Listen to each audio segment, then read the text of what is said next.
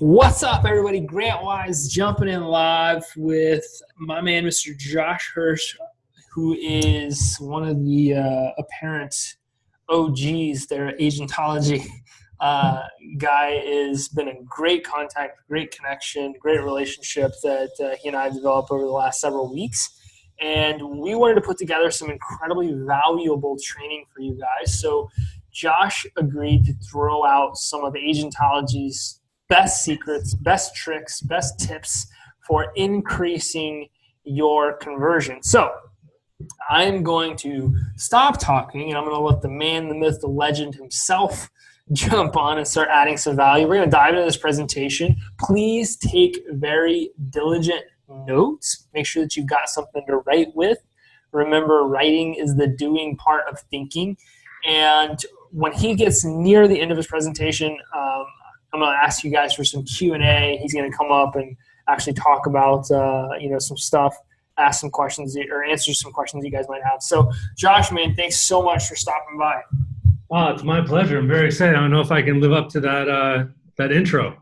Well, I hope so. I hope so. Why don't you tell everybody just a little bit about yourself before you dive into your presentation? Yeah, absolutely. So I'm a third generation real estate agent. Which means I started when I was born, but I had the fortunate luck to get into real estate at 18 years old, which puts me almost 22 years in the business. I was a top producing team, top 1 to 3% of agents in the country with my team. A number of years back, I've sold destination properties and some cool stuff around the world. But the coolest two were working with Tom Ferry, and I was one of Tom's right-hand guys, basically going to all of his events, doing his outside sales trainings, his inside coaching, outside coaching, boot camp, etc. And most recently, prior to Agentology, was a team leader for an office here in San Diego for Keller Williams of about 275 agents. And now this is growth for Agentology. Dude, that's incredible. So got the chops here to back it up. So let's dive into the presentation here and let's see what kind of value you guys bring to the table. And again, just from everybody that's on here now, I just want to say thank you for jumping on. I know you're a busy guy, but thanks for stopping by and giving us some good tips on closing more deals. Oh yeah, it's my pleasure. Well, there are a lot of things that are involved here, and when it comes down to it, this is a conversation from the minute a lead comes in all the way to, when you're actually truly engaging them and having a conversation with them face-to-face, meeting them for an appointment, etc. Yeah. I'll just jump right in. Oops, I don't want that one. We'll just jump right in. Hopefully you can see my screen right now. Yep, we got you. Awesome. All right, so we're gonna get right into it. Basically, as you all probably know, you guys are in the industry. You guys are really on the forefront and cutting edge of learning how to do this. So you're not waiting for other people to have it done for you. Which I'm really excited about talking to all of you because you guys are the leaders of what's going on here. In essence, real estate agents spend over $15 billion a year on marketing every single year. So whether that's through the portals or their own sites, through Facebook, et cetera, it's just an astronomical amount. Actually, the largest spend in marketing of any industry single-handedly. The challenge is, and most of you have probably run into this, these internet leads are they're cold leads, they're unscrubbed, they're non-exclusive, and most of us as real estate agents don't really enjoy the process of calling the leads. Right, reaching out to them, we might do it once, twice, but the reality is that you need to do it so many times that it's not just something that's, you can just call them once, text them once, and engage the majority of the people. You really need to be all over them. So, it's so important to put that in your cadence. We'll talk about that in a little bit. Part of the reason is not just fear of calling, right? I think a lot of it is being a coach for so long. But it's because we're running around.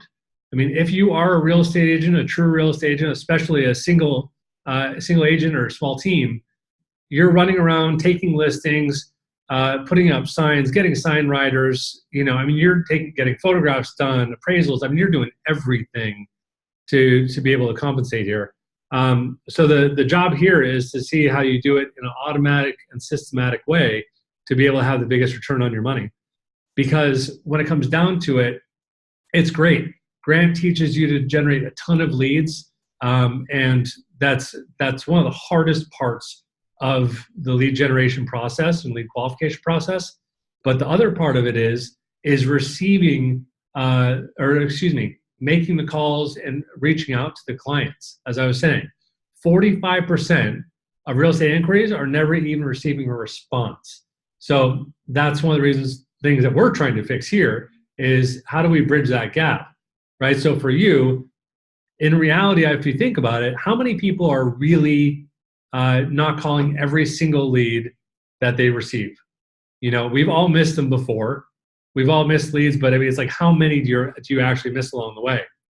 So over the years, there have been a lot of things that have changed. Technology has obviously been a huge help. So I don't know how many of you, I know you guys can all chime in, but how many of you started your business like I did, doing, FSBOs, expireds, probates, making all those calls, or doing open houses and doing stuff what I would consider to be a bit old school. I think there's huge value in doing the things that are steady and very, very controlled. But balancing it between old school and new school is really awesome, because now you don't even have to be awake to get people interested in what you're doing, right? So the downfall of this is, and again, unless you are the person that's calling every single time, the downfall is, you're not providing the best service. They're expecting something that you don't know, right? They're looking for a property and they're looking for input. And unless you're really good at consulting and qualifying who they are, having them actually, respond to you in a way that's positive, that gets them to the next step, is a really challenging part. And that's why so many people have really, really poor conversions. It's not just how many times you're calling them, but the process around it. So years and years ago, we wanted a lead, you sat floor time, people would come to your office. But as I can see from the majority of the videos, most of you aren't in a formal office setting, right? Most of you are working from home, working remotely. I saw people walking around outside. So business is being transacted all over the world in a much different way than it was in 2007. Because now, over 90% of real estate transactions start with online search, which is what you all are getting really good at. So let's talk about what this looks like, okay? The lead conversion playbook is basically, how do you do this at a higher level, right? Even with us, after we've converted a lead, some people have trouble re-qualifying them, getting into a conversation or getting them to an appointment. So we decided that we were going to do a best practices and really share with you kind of our inside tips and tricks, the things that I've learned from people that are doing 150, 200 transactions a year, from the teams that are 25 people deep to, single agents without an assistant that are doing 55, 60 deals on their own, which is mind-blowing. So first and foremost, make an instant human connection. So there are a lot of people that don't like to, use emojis. They don't like to have, a face-to-face conversation using Zoom, anything like that. They're a little hesitant to be able to jump into that and use that, but it's so critical. It's so important that you have the ability to reach out and connect with somebody. And the reason why is because everyone else is doing it the exact same way. All of your competition, they're using templates, boilerplate things that they're very robotic, and they're not doing it in a positive way. So it's so critical for you that if you know their name, calling them by name on a regular basis so they know that you're actually talking to the right person, referencing the information that they have, that they've been providing for you. If you have all the information, if you don't use it, it's kind of like having all the tools in your tool chest, but trying to build a house with just a hammer, right? You have so many other tools that you're able to use. So I highly recommend like Savvy, right, that uses the video chat and things like that, or video in their business model. Be able to use that, be able to text. If you're using a service like ours, using our concierge's name, So, hey, just saw you spoke with my assistant Casey. It's all good. You're able to use that in a really high way, because getting in that human connection really quickly, as you've all heard, is the absolute most important thing you can do. That quick response, because 21%, the odds of converting a lead are 21 times higher if you engage in 5 minutes versus even 30. You don't even want to see 5 minutes versus an hour or 2 hours or a day. It's so much such a higher conversion that it's also almost embarrassing not to have something in place to be able to capitalize on that. So here's an immediate action plan that you can start to work with. Right off the bat, text your leads within 5 minutes. We've called, text, and emailed. We've converted and scrubbed through over 1 million leads since we've been in business. The reality is we've looked at the data, not just what feels good or, gosh, it seems like it makes sense to call first. Text first, as long as it's a cell phone, text first. If you don't know if it's a cell phone, if they don't respond back, then you call as quickly as possible. But texting first is a much, much higher conversion.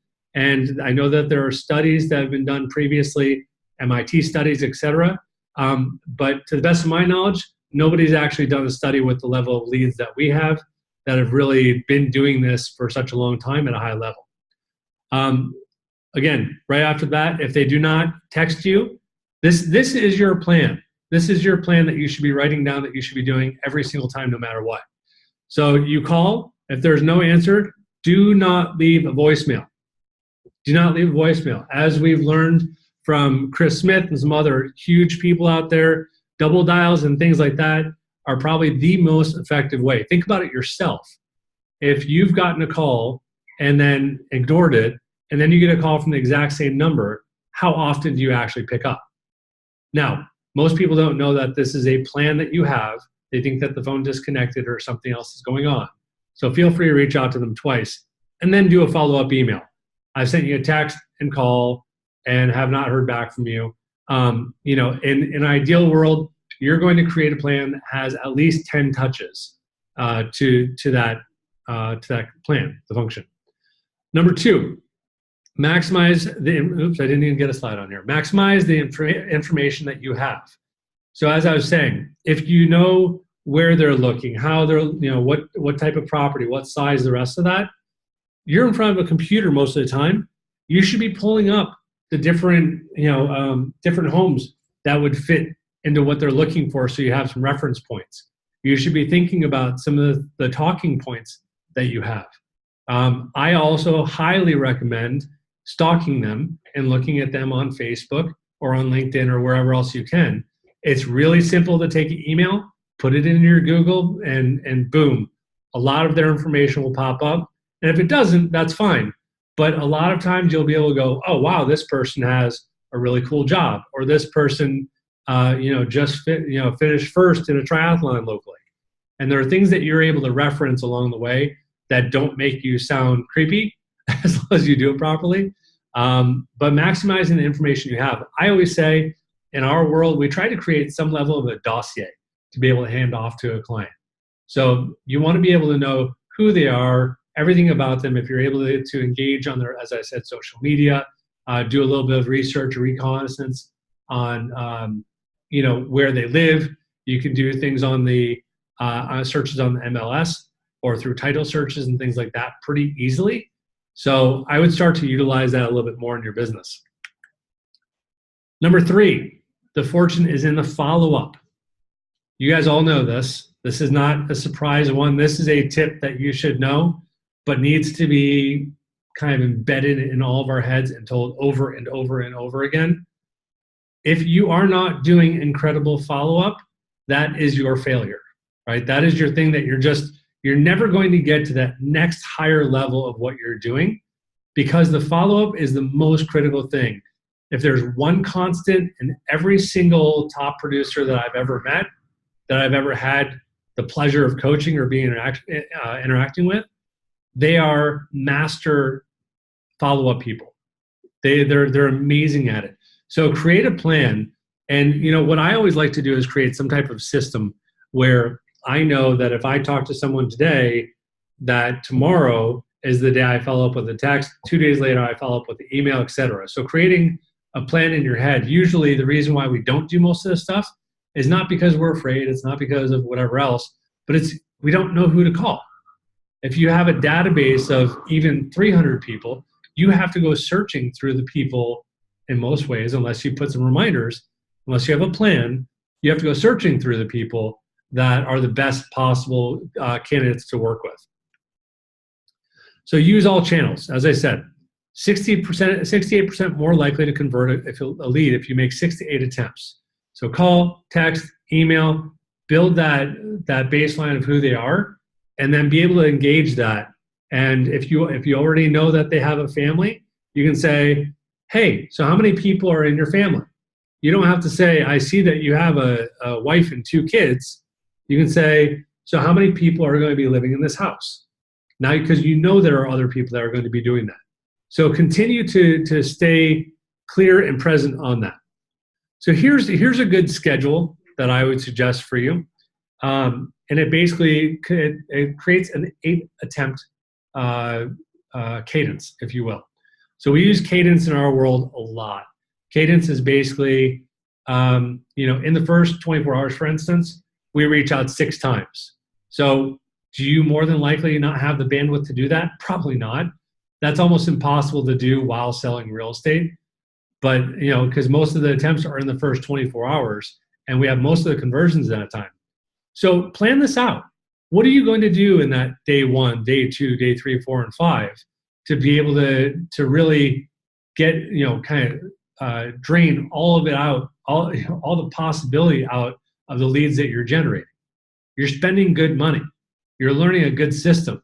So the only other thing that you have to do is be able to get this part right and dialed in, and then you really have a winning combination for what you're doing in your business. Step 4, get face-to-face. 72% of buyers will choose the first agent they meet face-to-face. I'll say that again. 72% of buyers and sellers will choose the first agent they meet face-to-face. There's a reason why we always previewed properties when we were doing for sale by owners and expireds. You get in front of them, you have a much higher chance of actually having a conversation, being a real person, as opposed to just another real estate agent. Showing off who you are, showing off how you show up, that you're early, that you're presentable, that you have a plan, that you have great materials. That's the biggest part of the game to win, right? That first quick engagement, and then get in front of them. Hey, I just want to shake your hand and drop off a business card. It's okay, right? Even if you're meeting them at a Starbucks for 5 minutes, hey, let me buy you a coffee real quick and just introduce myself. Get in front of them as quickly as possible. Some of the ways to do that are basically using CRMs, instant responses, follow-up systems, and calendaring, right? But the ultimate goal is for you to really just push and get in front of them and make sure that you have that instant connection. Number 5, and this is my favorite because I'm a geek at heart when it comes down to it. So you want to track your results and hold your money accountable. Track your results and hold your money accountable. The fact is that a lot of us will jump on the bandwagon. We're salespeople, right? We are sold easily. So you have to make sure that you're not allowing yourself to just be in that space of not knowing what's actually going on, right? If you're holding your money accountable, you're actually looking at what you're spending and what you're receiving. Like, what are the results? What's actually coming from it? And I say this to all the people that hire us as well. I expect that you're going to be analyzing and scrutinizing what we do and how we do it to have the maximum result. If you don't, you're not doing your business the right way, in my opinion. So you have to make sure you're holding accountable. Now, the ways to do this are very simple. Take a look at all your lead sources. How much money is it taking to generate those leads? Once you generate those leads, however you're following up, if you're using us, if you're using another company for some type of automated lead conversion, then there are a lot of tools out there. But you have to take a look at, one of the biggest things I got since I've worked at some major corporations as opposed to being a real estate agent is there's a total cost. So much of the time we look at a lead from a big portal or aggregator, and we go, gosh, well, it's X amount of money, when in essence, it's really not, right?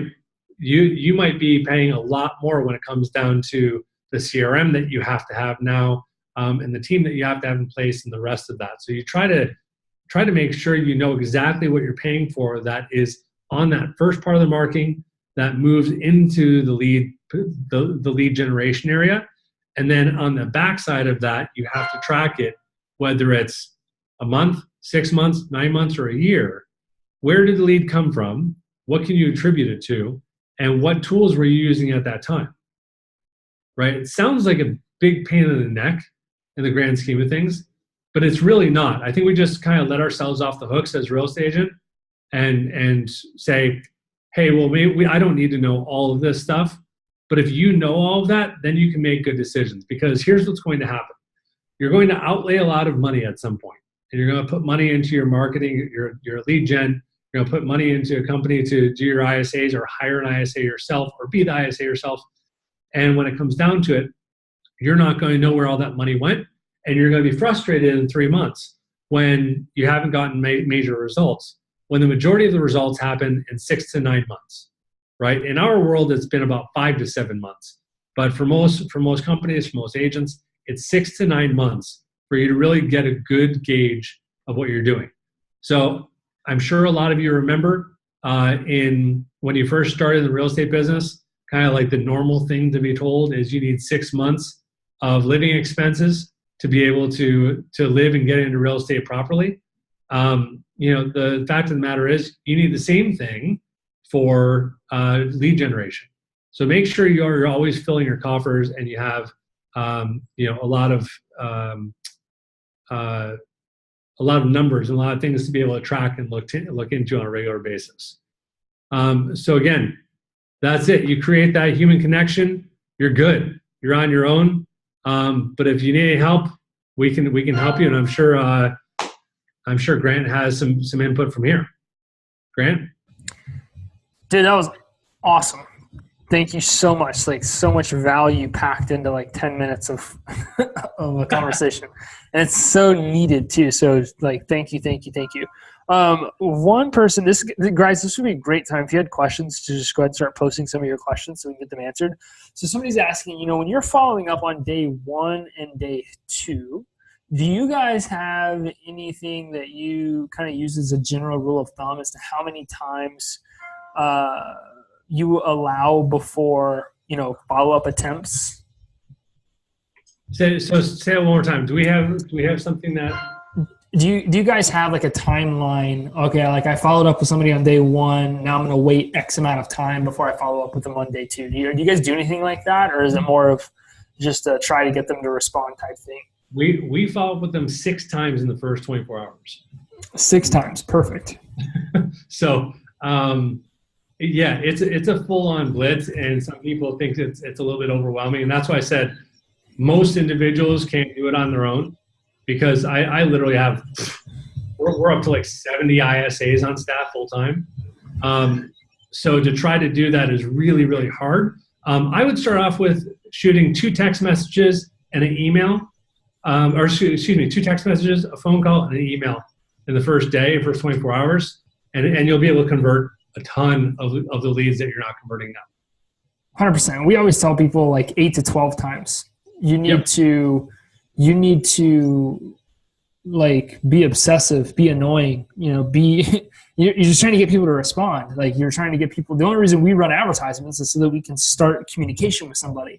And sometimes it takes a little excessiveness to start that communication. Is it Go ahead. After the 12 times, though, that you suggest, put them in a drip. Don't touch them again. Don't think about them again. They're no longer, 100%. So another question: is it unethical to reach out to a potential client if you know their Facebook? I have leads that come into my CRM via Facebook, and I didn't want to cross the line. I personally would say no. Facebook's a great platform because of all that you can do. Like if I have somebody's profile, I can connect with them. I can start syndicating messages their way. I can send them an audio message. I can send them a video message. I can do all kinds of stuff. So I'm going to say no, but what do you say? No, I say the same thing. When you message them, I would probably friend them and message them at the same time, and then just say, hey, saw that you inquired for my Facebook advertising. Figured that if you're a Facebook person, that you probably want to communicate through Facebook as well. So if there's any help with that type of thing, so I would use that as saying, look, you've already made the decision to be on Facebook, so I figured this is the best way for us to connect. Perfect. So there's a couple of people that are kind of fixated on this timing issue. And so I want to address it just a little bit more. People are asking, how much time do you allow between forms of communication? Like how much time do you put in between a text and a phone call or so on and so forth? So our first 3 texts have, call it somewhere between 15 and 25 minutes in between the text messages. So we send out one like almost immediately within minutes. And then after that, we'll send out another one if they have not responded, something to the effect of let me know. But we always offer, another big part of what we do is we offer to engage people on the phone right off the bat. So we send a text, the first one, that says, hey, happy to send you information, or, we're happy to get on a call with you. So the answer for me is text messages, it's not a big amount of time. Over 90% of people check their text messages within 5 minutes. So anything after 5 minutes, you're pretty much, being respectful. Perfect. So somebody says, thank you for my awesome wine is for closers glass. I've been seeing a lot of those. I'm going to need to get some of those cups too. I don't know what I got to do, but I got you. Yeah, I need some. What do I need to do if I have to qualify qualified leads from Agentology? So what you guys have your process of qualifying leads. Some people get leads that are from you and feel like maybe I got to qualify them again, or what would you advise somebody that's speaking to one of your qualified leads? So first and foremost, that's one of the reasons why we always say we engage and qualify, because not everybody is open to being qualified by us. Sometimes they'll say, well, I just want to talk to the agent. So when that happens, yeah, the agent's going to have to reach out and convert that person. Our goal is to give you kind of a starting point, a head start in the conversation, so that we're able to pull that person into your world and say, okay, now they're already here. They're not paying attention to a lot of other agents. Now go get them, right? It's like putting a bunch of fish in a little like kiddie pool in the backyard and saying, okay, now go fishing. Yeah, so kind of like a nice handoff. So yes. Not every lead is going to be 100% qualified, but you've engaged them to the point where they say, hey, I want to talk to the agent, and then the agent can do some qualification from that standpoint. Yep, absolutely. So in counting the number of contact moments, do you guys include autoresponders like emails and those different types of things, or are you strictly talking about personal human manual interaction? Human interaction. So these are the points that we're actually sending out some type of, many of the times there's some type of template that we're adapting. Yeah. So we have a standardized way of doing it. And then we have, as I said, I probably should have done the call on our other side of our office where our lead team is, so I could show you all of them. But our lead team is amazing. And, they're all setting different things all at the same time, right? So they're managing a bunch of different conversations. So I don't think anybody's going to be objective if you want to pull up Zoom on your cell phone and take us through a tour of the Agentology Labs. But I do have some more. I got some more questions. So why don't you do that while I log in? Okay, yeah. So how does your team typically receive leads from real estate agents? Is it through CRMs or is it through lead sources? Like how do you guys get fed a lot of the notifications and stuff like that? Very similar to an agent, or how does that work? Yeah, so a lot of people point the lead gen to us. So what they do is they'll either use an API. So we have with a couple of different CRMs out there, we have full API integration, so you can actually see the notes that we're texting and the emails and such.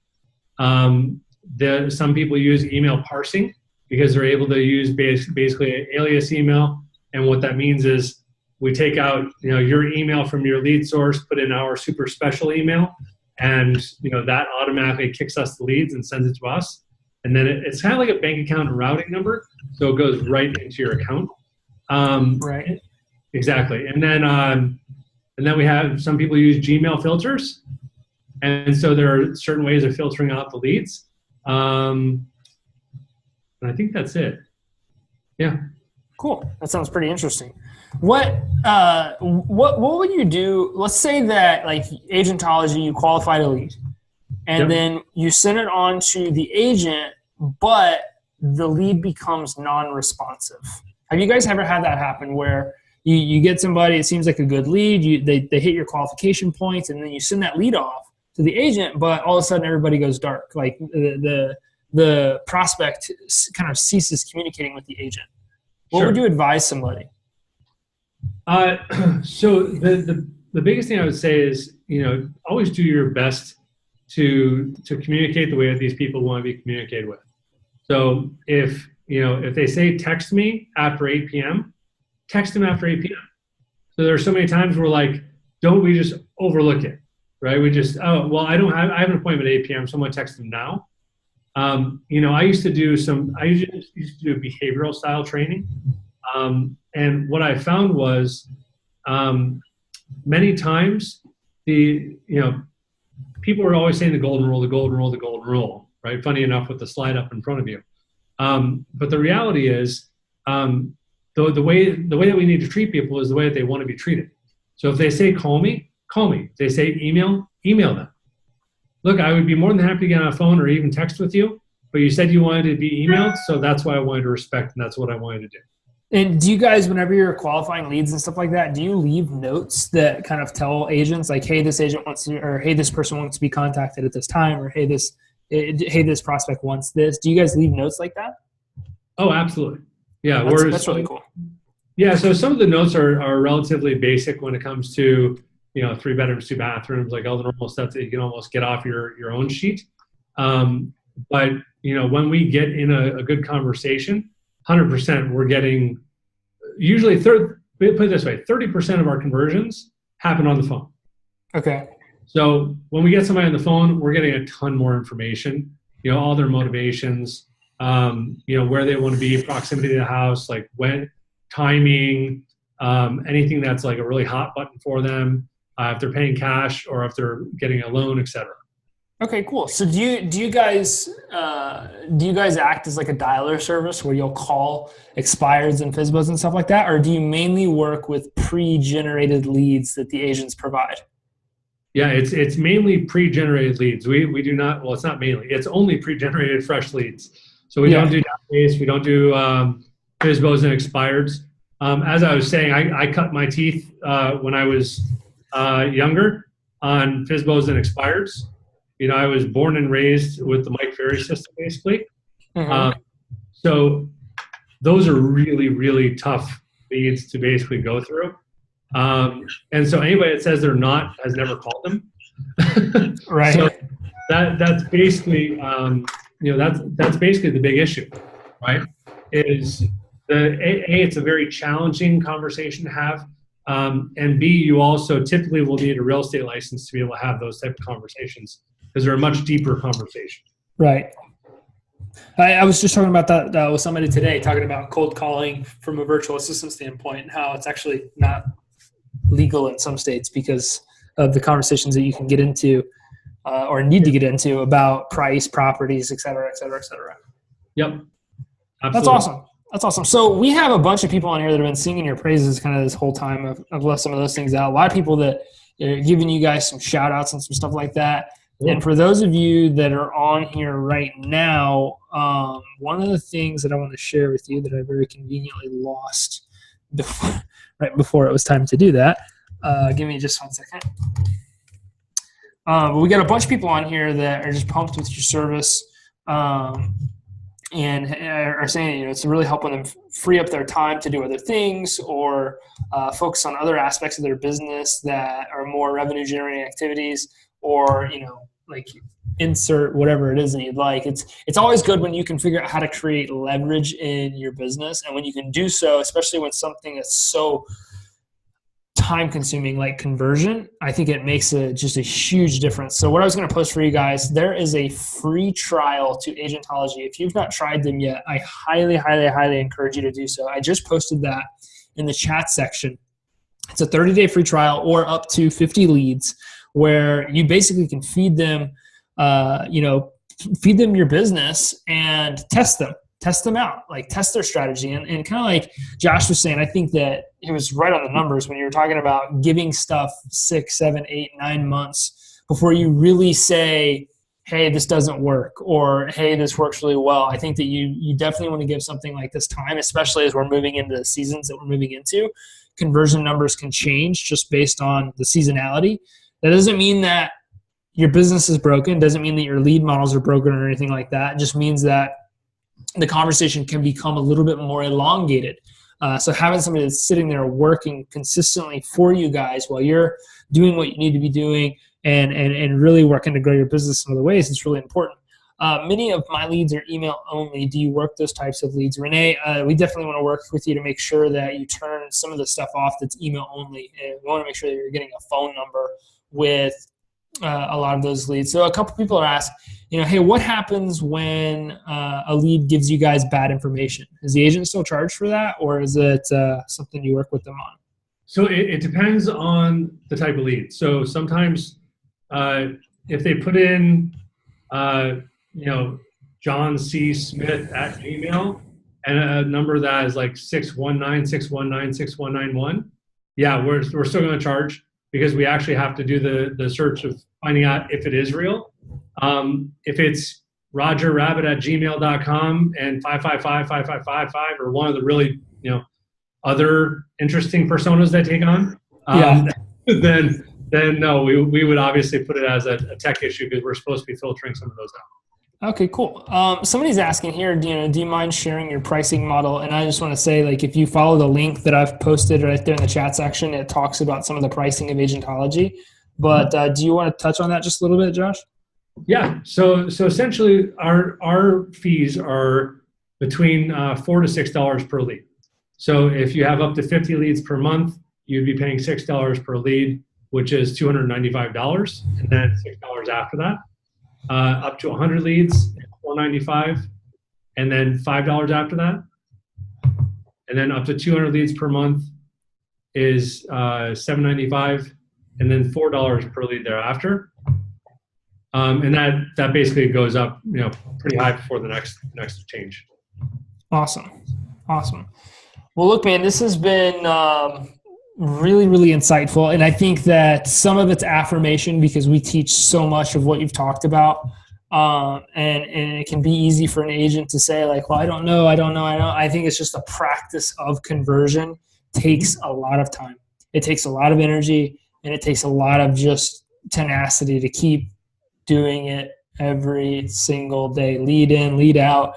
There's a lot of touch points that go into trying to convert a lead, especially an online lead that needs 8 to 12 touches before they're even ready to get on the phone.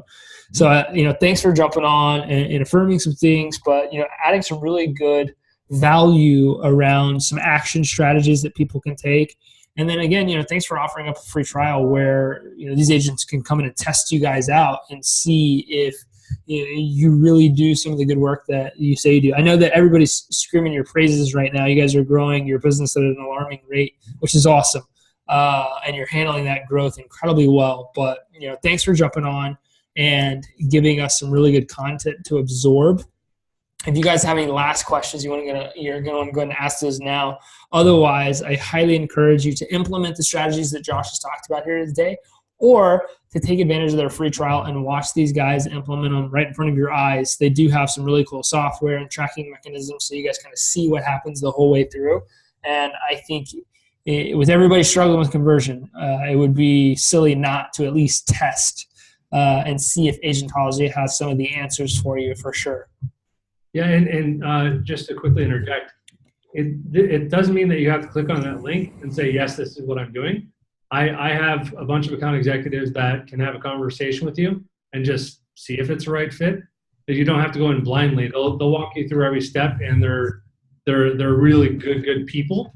So they'll walk you through and just have a conversation. If it works, it works. If it doesn't, we understand. Beautiful. That's perfect. It's always nice when you got good quality people that you're doing. Agentology has converted a buyer for me, actively working with her. There you go. There's some good social proof that what you guys do work. I know what you guys do works. We have so many of our students or clients are actually using you guys, and we're getting a lot of good feedback. And there's obviously challenges in every business. And challenges with some, but I think we continue to work through those things. And like you said, give ourselves the time to see if it actually works and if it doesn't. Somebody else, I'm on a free trial almost at 45 leads in just 5 days. There you go, Mike. Get some good stuff. There's a lot of good people. I'm going to be looking forward to my Wine is for Closers glass. I don't know about anybody else. But you guys jump on this free trial. The comment or the link is in the comments. Somebody has another question here. I'm on a free trial with 45 leads in 5 days. Does the billing auto renew, or is there another conversation that takes place? So we send you a couple of different indicators that you're at your limit or you're getting close. We make you pretty aware that it's about to be charged. But no, we don't have another follow-up where we're saying, unless you talk to the account rep. I mean, those are more than likely, yeah, sure, I'll call you and monitor your account. Beautiful. We're a very off-board ethical company, so it's like, hey, if you want us to hold off for 2 days or 3 days, or if you want us to give you 5 more leads or something, and we can always talk through those things. Oh, really cool. You're deal makers. Deal makers. Yeah. You're a bunch of closers, right? So you're always in the deal making mood. That's awesome. Somebody's asking, how do I get one of those wine glasses? What's somebody got to do? Free trials, man. Free trials. Everybody, you get a free trial, you get some free wine glasses. You don't get the wine. You get swag like crazy when you work with us. We have like socks, and we have T-shirts and coffee mugs and all stuff. That's hilarious and awesome. So good kudos for you guys for doing some cool stuff like that. My team is paying already. So we got somebody that wants one of their wine glasses. So Sarah, hit up your account rep and say, hey, give me my wine. Or give me my wine glass. I want some wine, some stuff like that. I'll make sure you get it. Yeah, Josh will take care of you. He will. He's a good dude. Yeah, he's been doing some good stuff. She says I'm thirsty. Just got my 2 wine glasses and a shirt. That's awesome. Sweet. You guys have been awesome. Hopefully you've enjoyed this. This has been incredibly valuable. Josh, thank you again, my man. I appreciate you so much. Thanks for coming and adding value to my community. Hope you have an amazing rest of your day there in Cali, and we will do the same. All right. Sounds good. Thanks for the time. All right. Thanks, man. We'll see you. See ya.